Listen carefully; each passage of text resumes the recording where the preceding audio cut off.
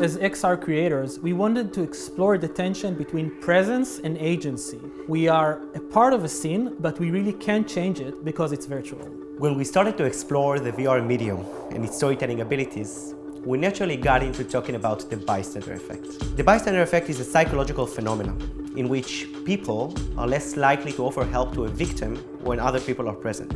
In Bystanding, the Feingold syndrome, the VR short we created, we reenacted and recreated a 2009 incident where a rowing champion by the name of Jasmine Feingold lost consciousness and capsized with her sky in a small river in Tel Aviv. While submerged for 4.5 minutes, none of the bystanders nearby jumped into the water and helped her.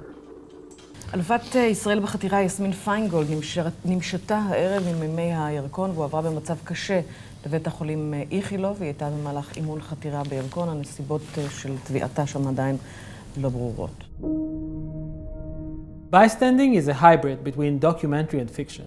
It allows participants to experience bystanders' points of view and streams of consciousness from that day. Participants are being transported to the park for 4.5 minutes, the time Jasmine spent underwater, in which they can literally step into bystanders' bodies and shoes to witness their inner thoughts.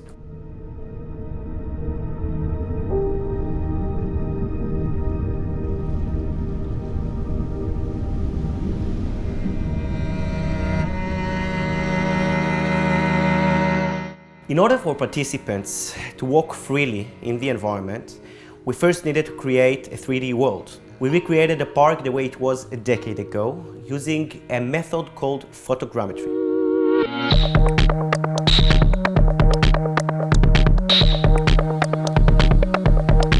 Photogrammetry is a technique in which lots of photos are taken of objects, environments, or even people. And from those photos, we reconstruct an extremely realistic 3D model.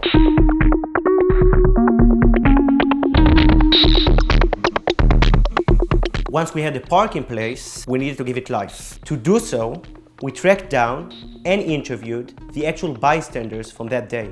During those interviews, we recognized several themes that kept recurring. These later on became the basis for the monologues of the bystanders in our experience. The challenge was how to write short monologues. Every monologue had to include a very clear psychological explanation for the bystander effect, but then they also needed to be believable characters that you would be interested in hearing the story. We cast award-winning actors to represent these various individuals and utilized volumetric capture to represent them in the most photorealistic way possible.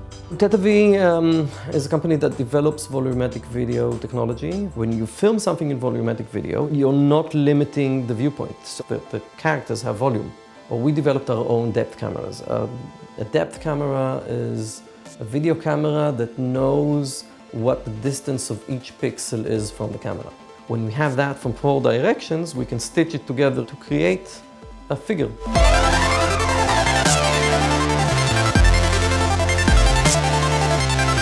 What was mostly challenging in this project was the fact that you're bound into one space. This is a new way of filmmaking. I never did anything like this before. Here in Israel, most of the industries were shooting in real apartments, real locations, real scenes. This is totally different, you know, there's nothing around you, just nothing. There were some technical issues that you had to regard. It's challenging, it's different, and this is why we're doing our work.